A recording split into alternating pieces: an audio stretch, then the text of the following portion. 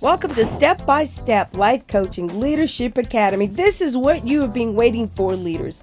The opportunity to learn how to be a good leader. Yes, there are many obstacles that you will face in your leadership and your leadership style, but this Leadership Academy will help you train and help you become the best leader that you can be for those that are under you. Now, brace yourself, get out your paper and pen, and let's get ready to learn how to be great leaders of today.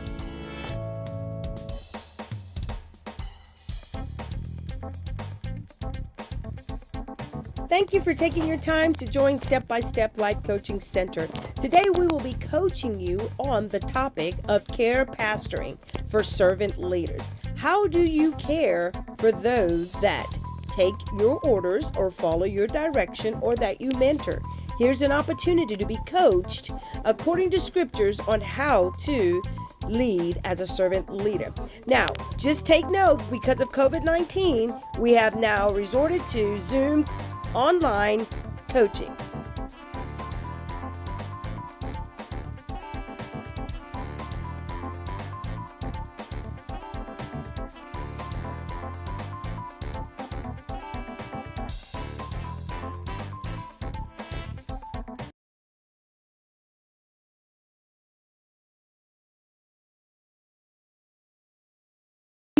But if they're healthy and they're not healed and they're not whole, that means they're not complete. Because God, when he comes in, he completes. He brings health, healing, and wholeness. And we want our people to be what? Whole. That means if they're having divorce issues, they are not what? Oh. If they're having marital problems or problems with their children, they are not what? Oh. So you have to care for them so they will become healthy, healed, and whole. You got to do your due diligence, okay? Yes. And let's keep going. Let's talk about welfare. This is where we miss the mark right here in the welfare of the people. It is your responsibility in the welfare of the people, your partners that you care for, to provide good fortune and happiness for them. Do you know if your congregation's happy? Lou, is your congregation happy?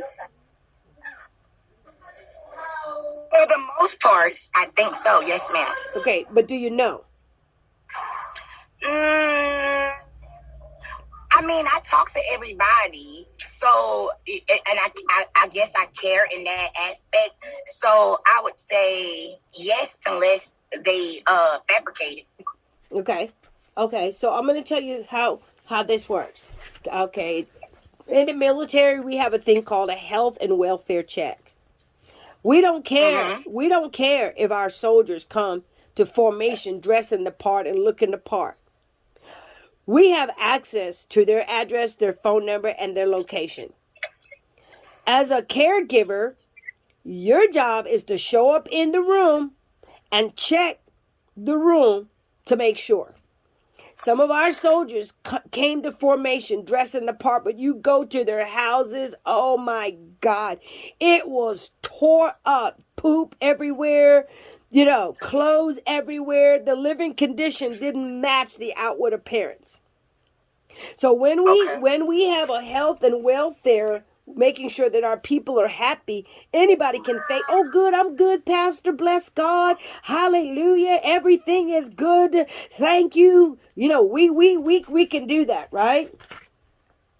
Yes. So the health and welfare part is the aid and the support and the programs and the things that you have set in your church to make sure that they have the good fortune of being happy in their environment. Spot check. Even a doctor does a round called a welfare check.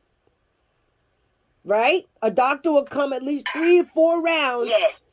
To make sure that your welfare is okay. So why do you just check on your pastors on a Sunday and on a phone call?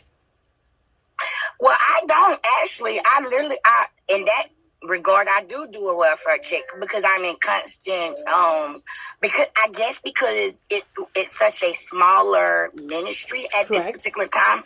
So I am very so much in that regard, I would say hands on, because I see them at least before, and right now we're not actually in the building, so I do put my hands on, like when I say hands on, like my eyesight on them at their home. So I would say yes again in that regard, because I do the only persons that I'm not able to put my hands on is my daughter, is because she's in Maryland, and my sister, she's in Alabama. So I don't know if their welfare is okay. I can only know what God shows me. Okay. Don't you? I'm not. This is not just for you. I'm just speaking in general. Do you go into your room at night, regardless of what time it is, to check on your children? Absolutely. Okay. So why do you do that? Because I want to make sure they're safe and they're all right. Okay. So we have to do the same thing with our partners, our shepherds, the people that we are in partner with. I don't care. You gotta check them out. You gotta make the house calls. You gotta show up, even if it's lunch, job. It's called a health and welfare check. And in ministry, you don't hear about that, do you, Pastor Chawada? Myself, what I normally do is I sometimes access them through the WhatsApp group, because we have a church WhatsApp group, and I also have the leaders WhatsApp group. So, and if maybe I don't see a person constantly in the church, I give a call to check on how they're doing, if everything is okay. Yeah. And most of my partners in the ministry, they can access me anytime. So I do have more of frequent communication with them. That's important. That is very important. Yeah. Very good. Very, very good. Cannon, Yeah. Minister Cannon, don't you follow up with your parents about your children in your classroom? I do by calls, texts, or emails. How often do you do that? Frequently, because sometimes parents want to hear praises. A lot of times, vice versa, you just always calling about what they did wrong. So anytime you have afforded opportunity to say, hey, your child scored a 90 on his test or something like that, you always want to communicate in that regard. Love it. Let's adapt that principle. That's a teacher.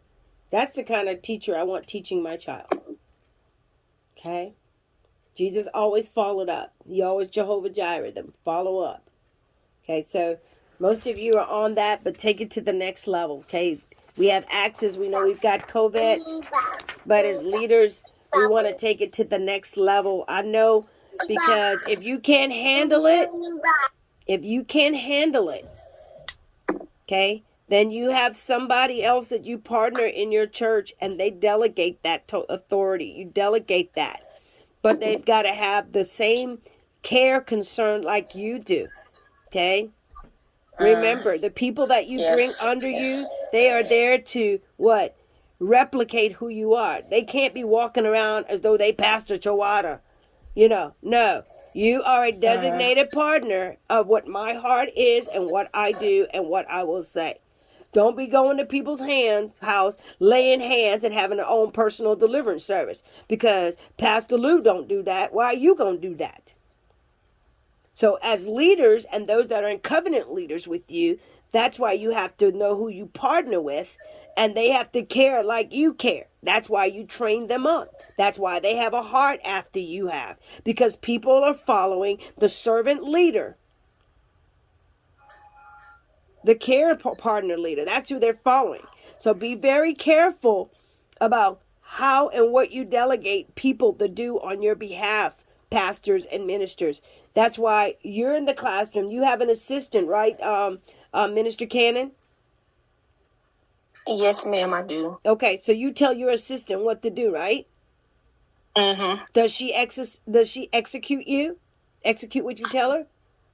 Yes, ma'am, she does. With I give her very precise instructions on what I want done, and then she can carry it out. the biggest thing is giving the correct and precise instructions. Keyword, correct and precise. You hear that, Pastor Chiwada? Yes. You want me to tell you why? You want me to tell you why? Because they're representing you. Yes. They're representing HRC, which is the kingdom of God. Yeah. Okay? So, babe, when you counsel or if you're going to use this material, you make sure you tell them that. I'm in partner with all of you all, but we're in partner in Christ. So when I send you to do something, or if I can't do that, you have to represent my heart. You have to represent my compassion. You have to represent my passion. You have to represent just the way I do it, not what you think or not what you feel. Those are the kind of people that will go and minister and draw man unto them.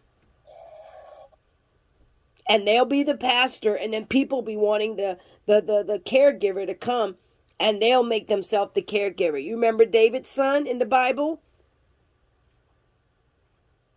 Okay? He wanted the accolade. So that's just a warning sign, and we're almost done. We've been talking now for about 38 minutes. We're almost done.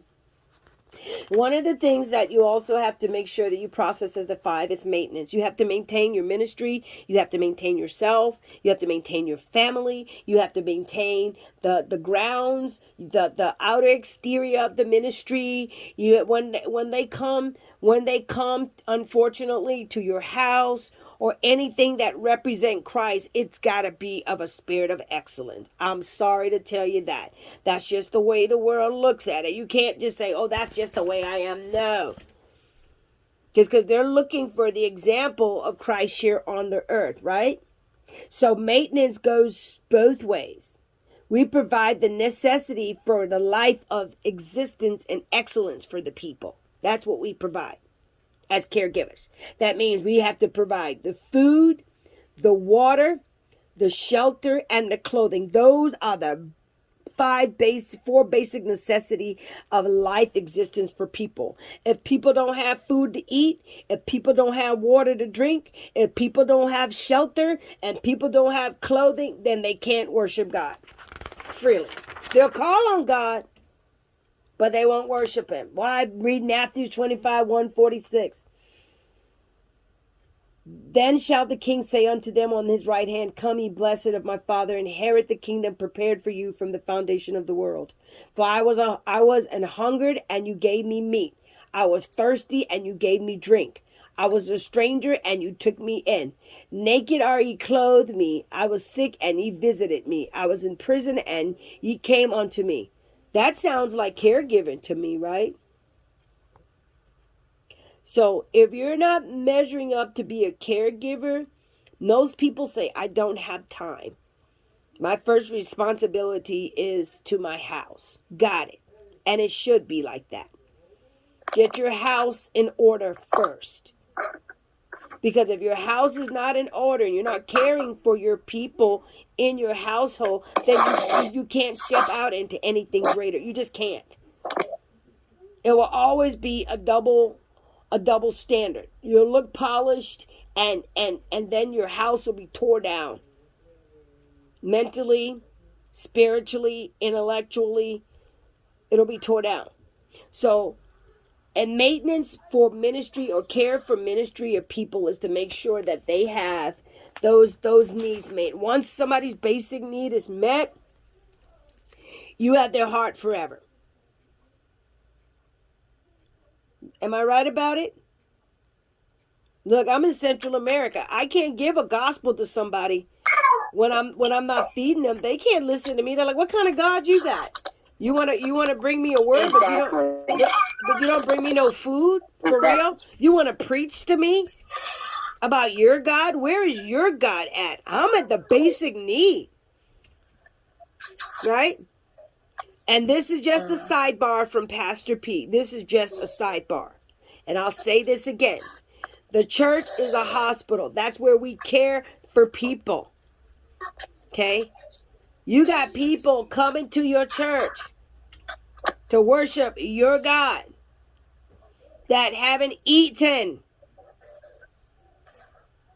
that haven't had a cool drink to drink.